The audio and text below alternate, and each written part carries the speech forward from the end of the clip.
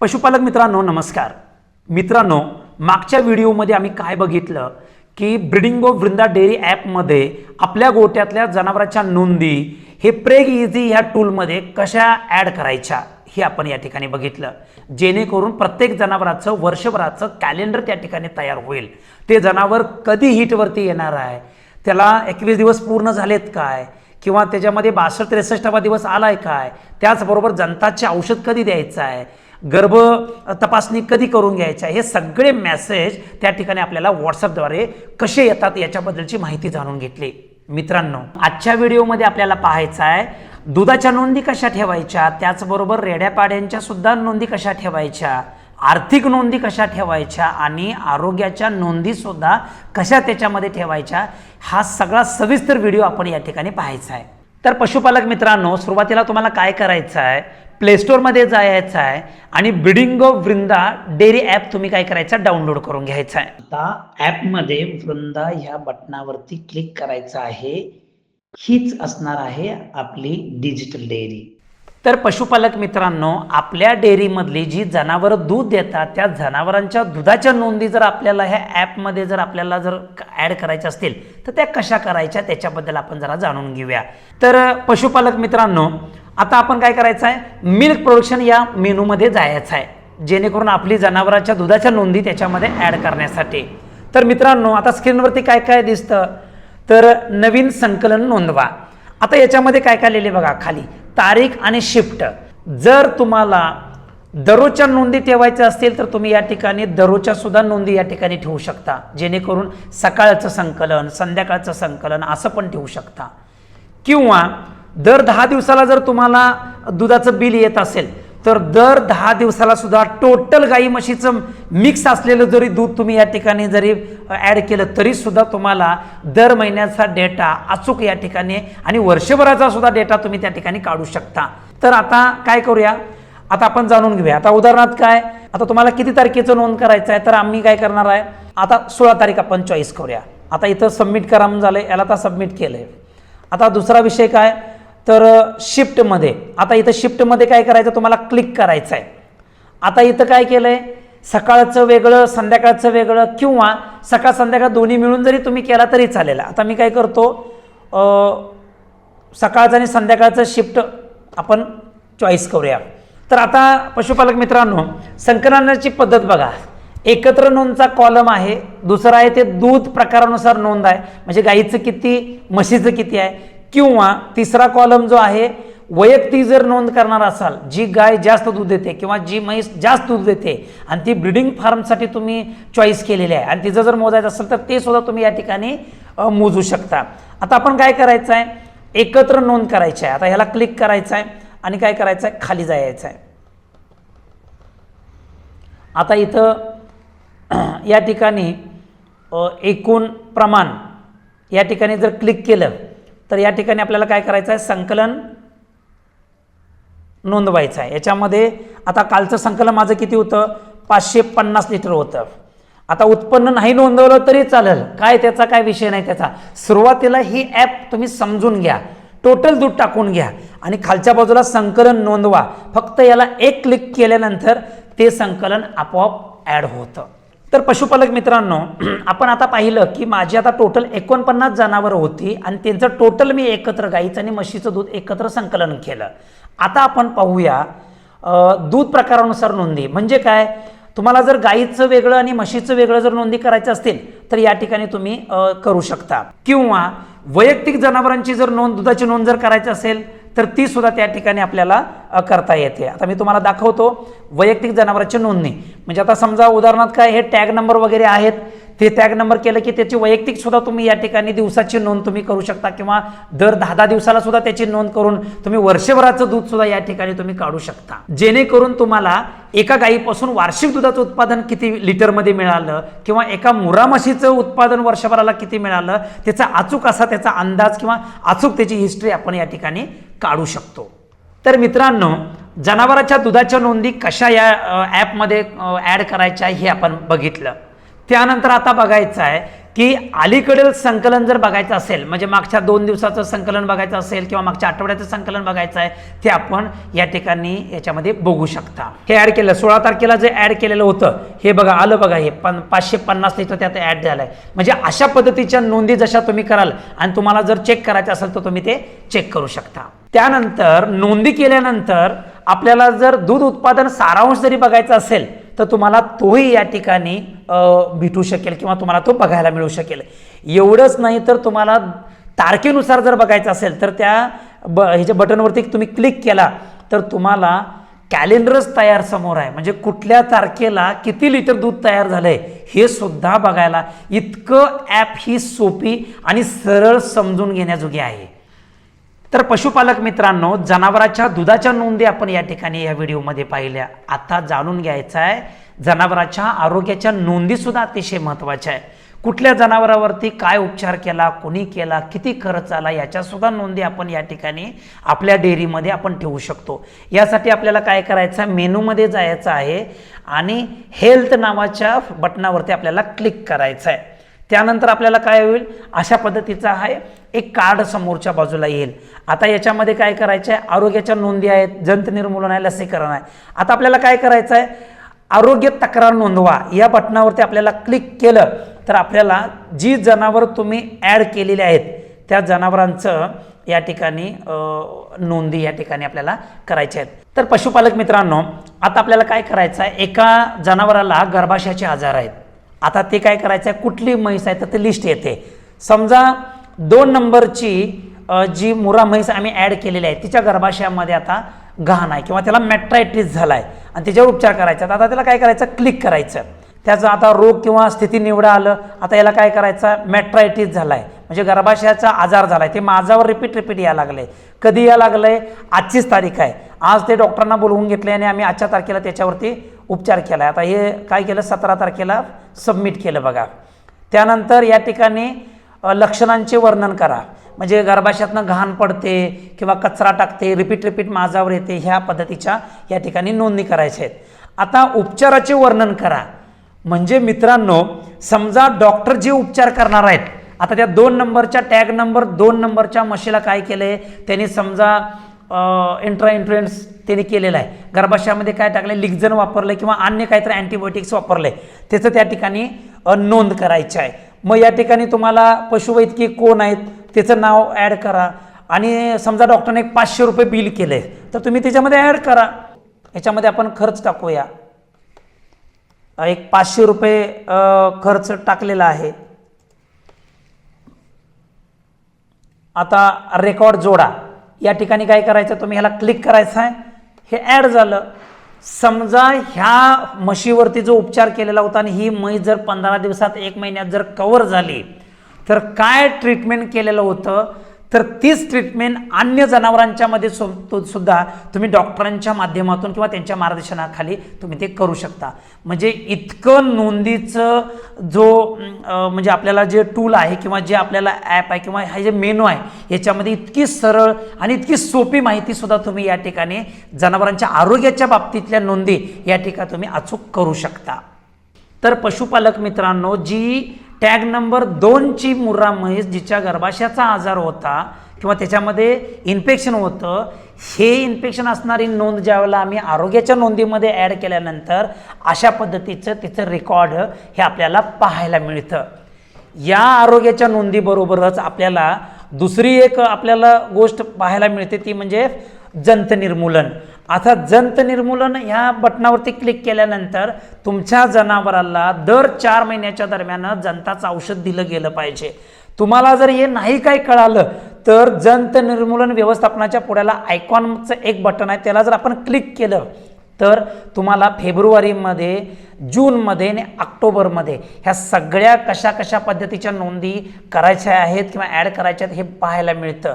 एवढंच नाही तर रेड्यापाड्यांचं जर तुम्ही जर ॲड केलं, रेड्यापाड्या जर ॲड केल्या असत्या कॅटलमध्ये तर तुम्हाला त्याचं सुद्धा जंत निर्मूलन कधी करायचं आहे, दर 2 महिन्याच्या दरम्यान हे तुम्हाला सुद्धा या ठिकाणी वयानुसार तुम्ही बघू शकता. हे बघा, एक म्हणजे पहिल्या महिन्यात, मग नंतर तिसऱ्या महिन्यात, 5व्या महिन्यात, म्हणजे इतकी महत्त्वपूर्ण माहिती आणि इतके बारकावे हे या आरोग्याच्या नोंदीमध्ये तुम्हाला पाहायला मिळणार आहेत. एवढंच नाही मित्रांनो, तुम्हाला ह्या जंताच्या औषधाबरोबरच या ठिकाणी लसीकरणसुद्धा या ठिकाणी त्याला एक बटनावरती जर क्लिक केला तर लसीकरणाबद्दलची सुद्धा इत्थंभूत माहिती या ठिकाणी तुम्हाला पाहायला मिळणार आहे. आणि जरी काय समजले नाही तरी सुद्धा तुम्ही आयकॉनवरती जर बटनावरती क्लिक केला तर फेब्रुवारीमध्ये लाळ्या खुरकत आजाराची द्यायचं आहे, एप्रिलमध्ये थायलेरिया द्यायचा आहे, जूनमध्ये घटसर्पानी पर्याय द्यायचा आहे आणि पुन्हा ऑक्टोबरमध्ये लाळ्या खुरकत आजाराची बूस्टर डोस तुम्ही या ठिकाणी द्यायचा आहे. म्हणजे अशा पद्धतीच्या आरोग्याच्या नोंदी आणि इत्थंभूत माहिती ब्रीडिंग ऑफ वृंदा डेअरी ॲपमध्ये हे मेनूमध्ये जशा जशा पद्धतीनं तुम्ही ॲड करत जाल तशा पद्धतीच्या नोंदी या ठिकाणी रेकॉर्ड होणार आहेत. आता आपण पाहूया ह्या मेनूमध्ये फायनान्स म्हणजे आर्थिक व्यवस्थापन सुद्धा अतिशय महत्त्वाचं आहे. आपल्या गोठ्यामध्ये जी जनावरं उत्पन्न देणारे आहेत, म्हणजे उदाहरणार्थ काय, दुधाच्या नोंदी किंवा उत्पन्न किती मिळालं, खर्च किती आला, डॉक्टरांच्यावरती खर्च आला, हे सगळं ज्यावेळेला नोंदी करतो त्यावेळेला आपल्याला आर्थिक गणित आपल्याला समजून येतात. तर आता आपण पाहूया. तर आता हे एक कार्ड आलेलं आहे. तर आपल्याला आता उत्पन्नाच्या नोंदी बघायच्या आहेत. आता उत्पन्नाच्या नोंदी म्हणजे काय काय करायचं आहे, उत्पन्न रेकॉर्ड करा अशा पद्धतीच्या बटनाच्या वरती क्लिक करायचं आहे. आता काय इथं तारीख, आता मला 1 ते 10 तारखेपर्यंतचं दूध नोंद करायचं आहे किंवा त्याचं उत्पन्न मला नोंद करायचं आहे. तर आपण आता नोंद करू शकतो. आता हे सबमिट करा म्हणतं, सबमिट केलं. आता श्रेणी निवडा म्हणतं, श्रेणी. आता याच्यामध्ये जर आपल्याला क्लिक केलं तर दुधाची विक्री, आता दुधाची विक्री जर आपल्याला किती आहे तर माझे समजा खाली परत एक बटन आहे, रोख आहे, ऑनलाईन आहे. चला रोख आहे, किती आहे तर याच्यामध्ये नंबर टाकू शकतो आपण किंवा त्याची रक्कम टाकू शकतो. किती तर माझं 2 लाख रुपयाचं दूध आहे, 10 दिवसाचं 2 लाख रुपयाचं दूध आहे. तर त्याची नोंद केलं. आता व्यवहार रेकॉर्ड केलं, झालं रेकॉर्ड, आलं ते म्हणजे उत्पन्नाच्या ह्याच्यामध्ये. आता खर्च टाकायचा आहे. खर्च या बटनावरती आपल्याला क्लिक केलं तर तेही आपण करू शकतो. चला खर्च रेकॉर्ड करूया. टोटल खर्च किती आला 1 ते 10 तारखेपर्यंतचा. तर आता पहिला तारीख निवडून घेऊया. चला 10 दिवसाचा सबमिट करा. मी सबमिट करतो. श्रेणी निवडा. याच्यामध्ये आपण आता पशुखाद्य आणि चारा याचा पण नोंद करू शकतो. त्याचबरोबर पशुवैद्यकीय आहे, औषधाचं आहे, मजुरी किंवा वेतन आहे, त्याचबरोबर देखभाल दुरुस्ती करंट रिपेरी पण तुमच्या आहे. जनावर तुम्ही काय खरेदी केला असं ते सुद्धा तुम्ही यात ॲड करू शकता. आणि या ठिकाणी काय करायचं आहे, व्यवहार तुमचे जे काय असते ते रेकॉर्ड करा. तर मित्रांनो हे जर रेकॉर्ड केल्यानंतर आपल्याला या ठिकाणी अहवालामध्ये बघायला मिळेल की कुठल्या महिन्यामध्ये किती खर्च झाला, किती उत्पन्न मिळालं, कशा कशावरती आपल्याला म्हणजे खर्च झालेला आहे. तर इतकं म्हणजे आपल्याला वार्षिक अहवाल या ठिकाणी ग्राफच्या माध्यमातून आपल्याला पाहायला आणि बघायला मिळेल. म्हणजे पशुपालक मित्रांनो, डेअरी व्यवसायामध्ये इतक्या जर आपण प्रॉपर जर नोंदी ठेवल्या तर दूध व्यवसायामध्ये कुठं कुठं खर्च होतो, कुठं खर्च कमी केला पाहिजे, उत्पादन खर्चसुद्धा आपण या अहवालामुळं किंवा या ब्रीडिंग ऑफ वृंदा डेअरी ॲपमधून आपल्याला उत्पादन खर्च किती रुपयेवरती आणता येतो इतकं सुद्धा आपल्याला नॉलेज या ठिकाणी बघायला मिळतं किंवा आपण त्याच्यावरती विचार करायला भाग पाडतं.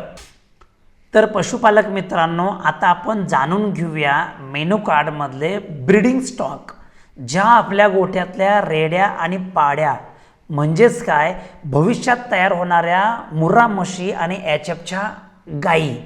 तर आता ह्या गायी किंवा ह्या रेड्या पाड्या लवकरात लवकर जर माझ्यावरती यायसाठी किंवा त्याच्यावरती जर उपचार काही करून जर आपण चांगल्या पद्धतीने आणि चांगल्या व्यवस्थापनातून रेड्या पाड्या तयार केल्या तर भविष्यातला आपल्याला हा डेअरी फार्म फार पुढं प्रगतीवर जाईल अशा पद्धतीचं आपल्याला काम करायचं आहे.